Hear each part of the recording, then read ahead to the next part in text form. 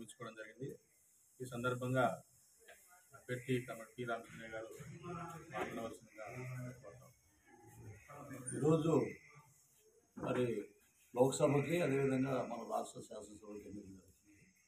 CPI, CPM, అదేవిధంగా Congress, Aam Aadmi party తదితర దాదాపు 27 పార్టీలు కలిసి ఇండియా కూటమిగా ఏర్పాటు చేయడం జరిగింది. కేంద్రంలో ఉన్న నరేంద్ర మోడీ ప్రభుత్వం అనుసరిస్తున్న ప్రజా వ్యతిరేక విధానాలని తిప్పికొట్టేదానికి మరి ఈ బీజేపీ పార్టీ ప్రభుత్వం అనుసరిస్తున్న మతోన్మాద విధానాలని వీటన్నిటిని కూడా వ్యతిరేకిస్తూ మరి దీన్ని వ్యతిరేకించే పార్టీలంతా కూడా ఇండియా కూటమిగా ఉండి ఈ బీజేపీని ఓడించాలని చెప్పి బీజేపీ హటావో దేశ్కి బచావో అని చెప్పి నిర్ణయించడం జరిగింది. అందులో భాగంగానే మరి ఇక్కడ మన కర్నూలు పార్లమెంటుకు సంబంధించి కాంగ్రెస్ పార్టీ అభ్యర్థి రాంపుల్ల యాదవ్ గారు పోటీ చేస్తున్నారు. ఆయనది హస్తం గుర్తు. మరి ఇక్కడ అసెంబ్లీకి సిపిఐ అభ్యర్థిగా నేను పోటీ చేస్తున్నాను. నా గుర్తు కంకిపాడు. ముఖ్యంగా మన రాష్ట్రంలో మరి అసెంబ్లీలో చూస్తే మన వామపక్ష ఎమ్మెల్యేలోనూ లోటు బాగా స్పష్టంగా కనపడుతుంది. ఎందుకంటే అధికార వైసీపీ అత్యధిక మెజార్టీతో ఉండి మరి వాళ్ళు ఇష్టారాజ్యంగా పరిపాలన చేస్తున్నారు. ప్రతిపక్ష నాయకుడిగా ఎన్నుకోబడిన తెలుగుదేశం పార్టీ నాయకుడు చంద్రబాబు నాయుడు ప్రతిపక్ష నాయకుడిగా అసెంబ్లీలో ఉండి ప్రజల పక్షాన అక్కడ సమస్యల్ని ప్రభుత్వ దృష్టికి తీసుకురావాల్సిన అవసరం ఉంది. అయితే ఇది కౌరవ సభ అని చెప్పి ఆయన అసలు అసెంబ్లీకి పోలేదు. అంటే అధికారం ఇచ్చి మరి వాళ్ళకి ప్రధానమంత్రి లేదా ముఖ్యమంత్రి ఉంటేనే తప్ప వాళ్ళు ఏం పనిచేసేటట్టు లేదు. ఈరోజు వామపక్ష అభ్యర్థులు ఎమ్మెల్యేలు అసెంబ్లీలో లేని ఫలితంగానే వాళ్ళు ఏమి ప్రజల గురించి మాట్లాడడం లేదు, సమస్యల గురించి మాట్లాడడం లేదు. నువ్వు దొంగ అంటే నువ్వు లంగ అంటున్నావు. అది కేవలం వాళ్ళ వ్యక్తిగత ఆర్థిక రాజకీయ ప్రయోజనాల కోసం చెప్తున్నారు తప్ప ప్రజల ప్రయోజనాలు పట్టించుకోవాలి. అంటే ఈరోజు మేధావులు కూడా చెప్తున్నారు వామపక్ష అభ్యర్థులు ఎమ్మెల్యేలు అసెంబ్లీలో ఉండాల్సిన అవసరం వచ్చింది. వాళ్ళు లేని లోటు స్పష్టంగా కనపడుతుందని మేధావులు చెప్తున్నారు. ముఖ్యంగా మనకి ఇక్కడ చూస్తే మరి పత్తికొండ నియోజకవర్గంలో 3 పోటీ చేస్తున్నారు. ప్రధానంగా ఈరోజు వైసీపీ తరఫున ఎమ్మెల్యేగా ఉన్న శ్రీదేవి గారు, అదేవిధంగా తెలుగుదేశం పార్టీ తరఫున కె శ్యాంబాబు పోటీ చేస్తున్నారు. తర్వాత మేము కమ్యూనిస్ట్ పార్టీలో మేమున్నాం. ప్రధానమైన పార్టీలు కూడా ఉంటున్నారు.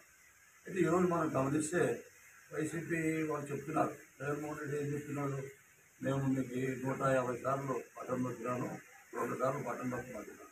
అంటే సంక్షేమ పథకాలన్నీ ఇచ్చినాము మీకు, కాబట్టి నాకు సాయం చేయమని అమ్మఒడి ఇచ్చినాము, అవ్వతాతలకి పెన్షన్లు ఇచ్చినాము అని ఈ విధంగా చెప్తున్నారు. అంతేకాదు ఇంతకుముందు ఇళ్ల స్థలాలు కూడా సరిగ్గా ఇవ్వలేదు, మేము ఊర్లే కడతామని చెప్పినాం. 30 లక్షల మందికి ఇళ్ల స్థలాలు ఇస్తామన్నారు. ఇది పరిస్థితి చూస్తే మనము స్థలాలు చూసి అక్కడ కొండ గుట్టలు ఇవ్వడము, శ్మశానాలు ఇవ్వడము, వంకపురం మొగ్గులు ఇవ్వడము, ఏదైనా మంచి స్థలాలు ఇస్తే మొత్తం అంతా వైసీపీ నాయకులు వాళ్ళే చూస్తున్నారు. గ్రామాల్లో ఎక్కడ చూసిన భూములు కబ్జా చేసినారు, ఇసుక అన్ని రకాల మాఫియా లిక్కర్ మొత్తం అంతా వాళ్ళే చేస్తున్నారు. ముఖ్యంగా పోలీస్ స్టేషన్ చూస్తే వైసీపీ కార్యాలయాలు, వైసీపీ నాయకులు తప్ప ఎవరు పోయేది లేదు. కమ్యూనిస్ట్ పార్టీనే మనం గట్టిగా మాట్లాడతాం కాబట్టి ప్రజల పక్షాన అవుతున్నాం. తెలుగుదేశం పార్టీ రోజు చంద్రబాబు నాయుడు మరి ఈటీవీ ఓపెన్ చేసి చంద్రబాబు నాయుడు అక్కడ ఇద్దరు గడ్డబాబు ఆయన ప్రధానమంత్రి మోడీ వదిలి కొడుతున్నారు. మరి చంద్రబాబు నాయుడు సంబంధించి తెలుగుదేశం పార్టీ వాళ్ళు ఏమీ చేయలే. చంద్రబాబు నాయుడు కూడా మనం చూసిన ప్రధానంగా మన ప్రాంతం మరి ఎప్పుడు కరువు వస్తుంది, రాయలసీమ ఎడారిగా మారుతుందని మొట్టమొదటి గుర్తించి కమ్యూనిస్ట్ పార్టీనే రాయలసీమ కృష్ణా జిల్లాలు మళ్ళించాలని చెప్పి ఎంతో పోరాటం చేసింది. అందులో భాగంగా అందరి జిల్లా కోసం చేశారు. అందరి జిల్లా వచ్చింది. అయితే అందరి జిల్లా కుడి ఎడమ కాలువ పూర్తి చేసి పిల్లకాలం తవ్వుకోకుండా పంటకాలం మొత్తం కెనాలను అది చేయలేదు.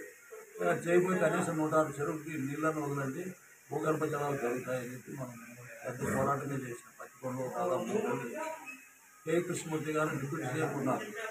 ఆయన చంద్రబాబు గవర్నమెంట్ బాగా మరి ఆర్థికంగా కూడా మంచి ఫండ్స్ కూడా ఉన్నాయి. ఆయన ఏం చెప్పినాడు, 106 చెరువులకు నీళ్ళు వదిలిన తర్వాత ఓట్లు అడుగుతామన్నారు. 106 చెరువులు కాదు కదా, 6 చెరువులకు కూడా నీళ్ళు వదులుతారు. అపర భగీరథుడు అని చెప్పి పెద్ద పెద్ద పోస్టర్లు ఇవన్నీ కూడా పెట్టారు. ఇక తర్వాత ఏమో కేఈ ప్రభాకర్, తర్వాత ఇప్పుడు కేఈ శ్యాంబాబు అడుగుతున్నారు. అసలు శ్యాంబాబు అనే ఆయన కేవలం ప్రజలకు సంబంధించిన సమస్యలు ఆయనకు తెలుసా, కేవలం పట్టించుకున్నాడు, ఆయన కేవలం తెలుసా అని అదే శ్రీదేవి మరి ఆమె అధికారంలో ఎంపీ ఎమ్మెల్యేగా ఉంది. మరి అధికార పార్టీ అభివృద్ధి చేసినాం, మేము అభివృద్ధి కోసం ఉన్నాము. అభివృద్ధి అంటే ఏమనేది మీకు కేవలం ఏదో అక్కడ మన సిమెంట్ రోడ్డు సీసీ రోడ్డు వేస్తే అభివృద్ధి అవుతుంది. సీసీ రోడ్డు వేస్తే కూడా కాంట్రాక్ట్ చేసినాం, నా డబ్బులు వస్తాయి, ప్రజలకి వచ్చాయి. అభివృద్ధి అయితే నీటిపారుదల రంగం, మన పంట పొలాలకు నీళ్ళు రావాలి. నీళ్ళు వస్తే రైతులు ఏదైనా పంటలు పండించుకొని 4 డబ్బులు వస్తాయి, కొనుగోలు శక్తి పెరుగుతుంది. అది లేదు, నీళ్ళు తీసుకురాలి. మరి పరిశ్రమలు ఏ ఒక్క పరిశ్రమ లేదు. పత్తికొండలో టమాటో జ్యూస్ ఫ్యాక్టరీ పెడతామని అదొక టమోటా జ్యూస్ ఫ్యాక్టరీ అనేది ఒక ఎన్నికల నినాదంగా మారిపోయారు. ఇదేం చేయలేదు. అందుకే మేము చెప్పేది ఏమంటే మేము ఖచ్చితంగా కష్టకాలంలో కమ్యూనిస్ట్ పార్టీ ఉంటారు. ఎప్పుడు వచ్చినా మరి కరువు వచ్చినప్పుడు, కష్టం వచ్చినప్పుడు, పంటలు నష్టపోయినప్పుడు, మరీ విచిత్రము కరోనా వచ్చింది. కరోనా కష్టకాలంలో ఒక్కరు లేరు, మొక్కలే లేవు. కరోనాలో అంతా భయపడిపోయినారు. కమ్యూనిస్ట్ పార్టీనే మేము పడపత్రం వేసి ఊరు తిరిగి ప్రజలని ధైర్యం చెప్పి తర్వాత మందులు ఇచ్చి, అదేవిధంగా మా కమ్యూనిస్ట్ పార్టీ ఆరోగ్య పక్షంలో నిరంతరం దాదాపు 2 నెలలుగా అన్నార్థుల దాంట్లో భోజనాలు వస్తు కల్పించి మేము అభివృద్ధి చేస్తాం. వీళ్ళు ఏం చేయలే.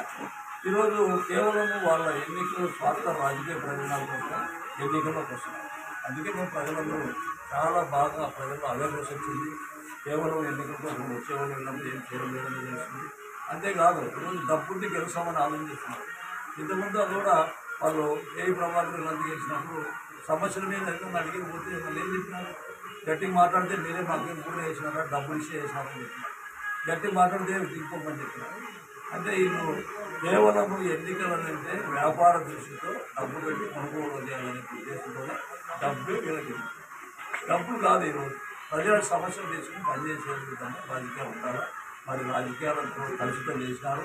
ముఖ్యంగా ఈ ప్రాంత అభివృద్ధి కోసం మేము ఏదో కమ్యూనిస్ట్ పార్టీ ఓటేసి అధికారంలోకి వచ్చి మేము గవర్నమెంట్ వస్తామని లేదు. మాకు మేము ఓటే చెప్తున్నాం. ప్రజల పక్షాన ప్రజల సమస్యల్ని అక్కడ అసెంబ్లీలో మరి అక్కడ ప్రభుత్వం తీసుకొచ్చడానికి, అది సాధించడానికి, మరి ముఖ్యంగా మన పంట పొలాల సాగునీరు కోసం, అన్ని పంట కాలువల కోసం, అదేవిధంగా 106 నీళ్ళ కోసం, మన ప్రాంత అభివృద్ధికి మరి పరిశ్రమలు ఏర్పాటు చేసేదానికి ఖచ్చితంగా మేము చేస్తామని చెప్పి ఈ సందర్భంగా చాలా మేము అదే పనిగా మామూలుగా అన్ని పార్టీలు జాతీయ రాష్ట్ర స్థాయిలో ఎన్నికల మేనిఫెస్టో చేస్తాం. మేము రాష్ట్ర స్థాయిలో చేసినాం.